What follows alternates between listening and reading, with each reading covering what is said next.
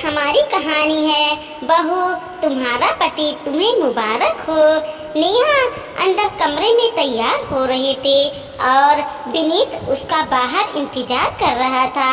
घड़ी की तरफ देखते हुए उसने नेहा को आवाज लगाई, अरे मैडम, और कितना देर लगेगा? पार्टी खत्म हो जाएगी, तब जाओगी क्या? हाँ हाँ, आ रही हूँ। इतनी जल्दी क्यों कर रहे हो? अब तैयार भी ढंग से ना हो क्या?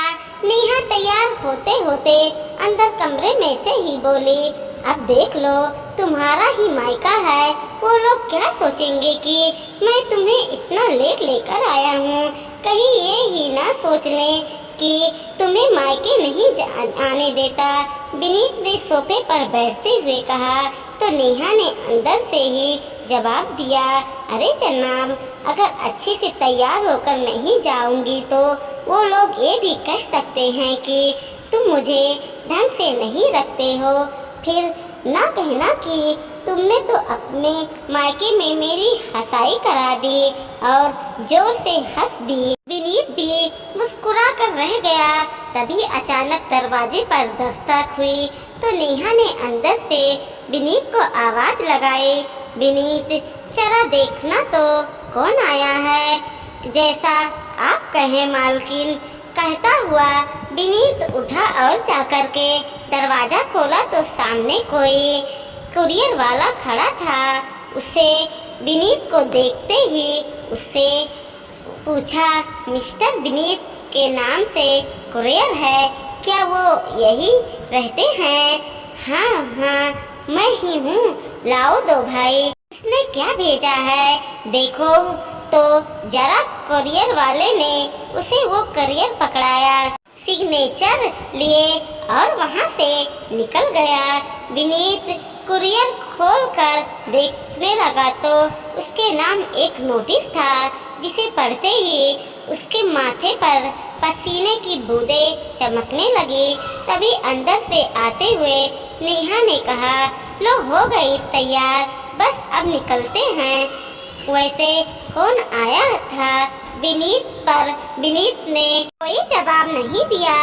अभी भी वो उस पेपर को दोबारा पढ़ रहा था। उसे बिल्कुल चुप देख करके नेहा ने फिर पूछा, क्या हुआ विनीत? मैं तुमसे पूछ रही हूँ, ऐसा क्या आंखें फाड़ फाड़ कर इस पेपर को पढ़ रहे हो? अब देर नहीं हो रही है क्या? विनीत ने नेहा की तरफ देखा और वो पेपर उसके हाथ में पकड़ा दिया। नेहा ने भी उस पेपर को पढ़ा तो उसके चेहरे पर गुस्सा दिखने लगा और वो भी विनीत से बोली, ये औरत ऐसे कैसे कर सकती है? बिल्कुल चैन नहीं है इसे।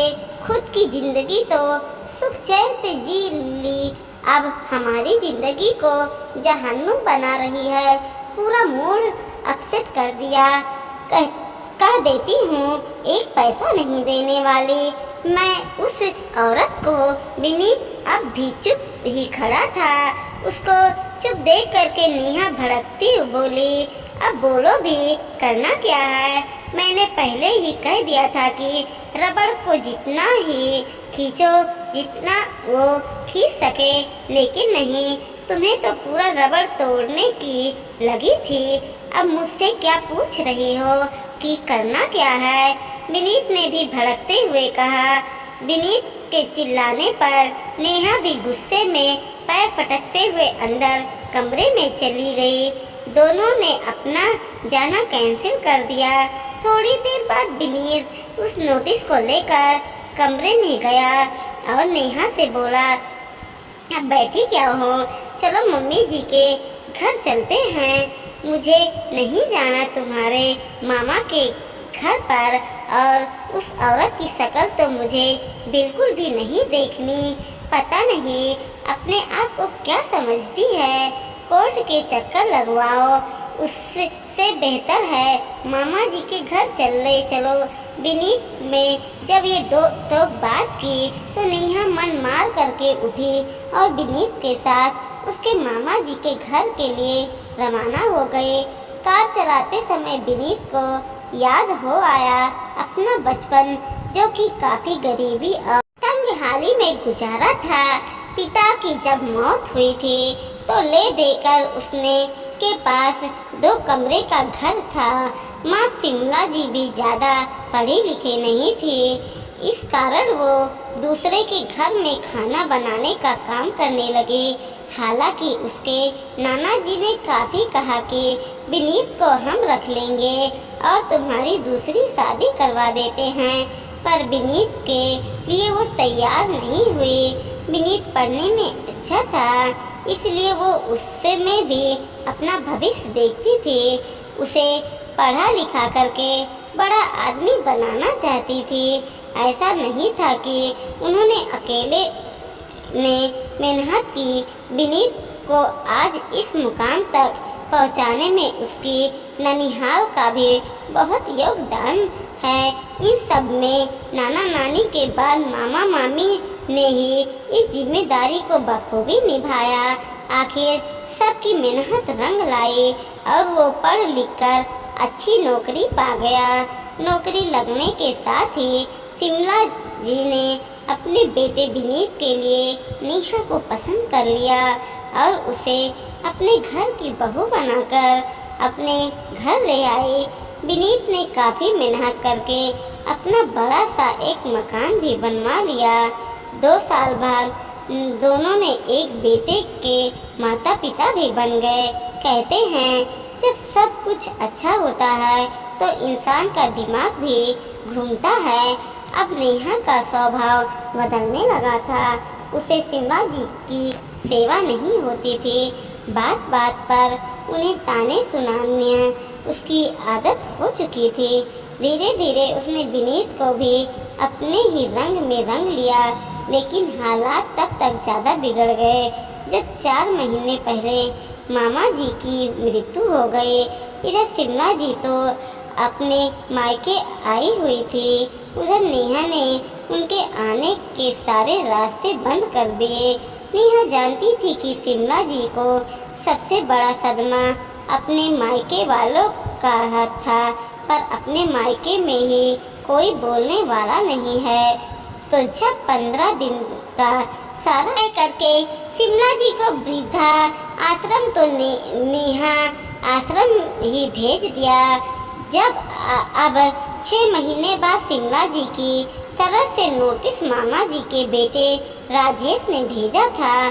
दोनों इसी बात को लेकर सकेत में आ चुके थे।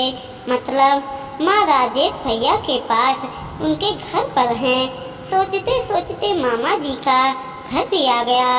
वहाँ पहुँचते तो देखा कि दरवाज़ा खुला हुआ है।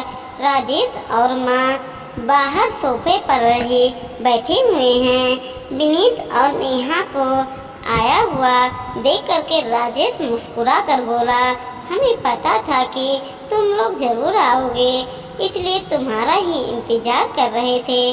राजेश को इग्नोर करते हुए विनीत माँ से बोला, माँ यह सब क्या है? आपने अपने ही बेटे को नोटिस भेज दिया। माँ उसे की तरफ से देखते हुए बोली, इसमें गलत क्या है विनीत? मैंने तो नोटिस ही भेजा है, तुमने तो मुझे वृद्धा आश्रम भेज दिया था। यह तो शुक्र मानो कि मेरे भैया की क्षमा ही थी तो मेरा भतीजा वृद्ध आश्रम में उस दिन लोगों को खाना खिलाने गया था, जहां मैं उसे मिल गई। नहीं तो मेरी पूरी जिंदगी वृद्धा आश्रम में ही बीती। तब नेहा ने बोला, हाँ तो शौक से रहिए ना, अपने मायके में हमारी छाती पर मूंग क्यों दल रही हैं? मेरे मायके वाले को तो मैं अखर नहीं रही हूँ बहू, वो मुझे किसी चीज़ के लिए मना नहीं करते। कम से कम मेरी किस्मत इतनी अच्छी तो है, लेकिन मुझे भी तो रहने के लिए अपनी छत चाहिए, अपने खर्चे के लिए पैसा चाहिए। जब मैं अपने पूरी ज़िंदगी इसको पालने पोसने में लगा दिया है तो उसका हर्जाना दूसरे से क्यों मांगूं? विनीत के कुछ कहने से पहले ही नेहा बीच में बोल पड़ी, किस चीज़ के पैसे दे दूं आपको? आपके पास था ही क्या? कोई प्रॉपर्टी नहीं थी, इसके पास और मकान भी हमने बनवाया है। विनीत पति है मेरा, एक पैसा नहीं दूंगी। मैं आपको बहू, तेरा पति तुझे मुबारक हो। मुझे तो मेरे भरण पोषण के पैसे चाहिए और वह मैं अपने बेटे से मांग रही हूँ। भीख नहीं मांग रही हूँ, हक मांग रही हूँ। तुम लोग खुद नहीं दोगे तो मैं कोर्ट जाके लूँगा, पर लूँगी ज़रूर। आखिर मैंने अपनी पूरी जिंदगी स्वाहा की है। इसके लिए नेहा भी कहाँ चुप रहने वाली थी। बात को ताके पलटते हुए बोली, आखिर आप भी दुनिया वालों के भड़काने में आ गए। अरे ये लोग तो पराए हैं माँ जी, लेकिन हम तो आपके अपने थे। आप हम लोगों से कोर्ट के चक्कर लगवाएंगी। उसकी बात सुन करके माँ मुस्कुराते हुए बोली, वाह बहू, आज ये पराया हो गया और तुम अपनी, जबकि तुम भूल गई मुझे घर से तुमने ही निकाला था। दर बदर की ठोकरें खाने के लिए बीती मुझे छोड़ दिया। यह तो भला हो इन लोगों का कि इन लोगों ने मुझे घर में जगह दी। तब तुम्हें याद नहीं आया था कि तुम काम कर रही हो तो कोर्ट के से चक्कर लगाने के लायक ही है। तभी राजेश बोला, देखिए विनीत, मुझे नेहा से कोई बात नहीं करनी। तुम बताओ, बाहर ही सेटलमेंट करेंगे या कोर्ट चलाएंगे? तुम लोगों को बुआ को घर में रहने के लिए छत देनी ही पड़ेंगी, भरण पोषण के पैसे देने ही पड़ेंगे, उसके खर्चे उठाने पड़ेंगे। नहीं तो हम कानून का सहारा ले रहे हैं। और पढ़े लिखे हो, कानून तुम भी जानते हो। इससे पहले नेहा कुछ कहती, विनीत ने उसे इशारा करके चुप करा दिया और राजेश ने बोला, ठीक है, मैं तैयार हूँ। आखिरकार पूरा मामला कोर्ट के बाहर ही सेटल किया गया, जिसके तहत शिमला जी को घर में रहने के लिए 2 कमरे दे दिए गए और भरण पोषण और बाकी के खर्चे विनीत को ही उठाना पड़ता।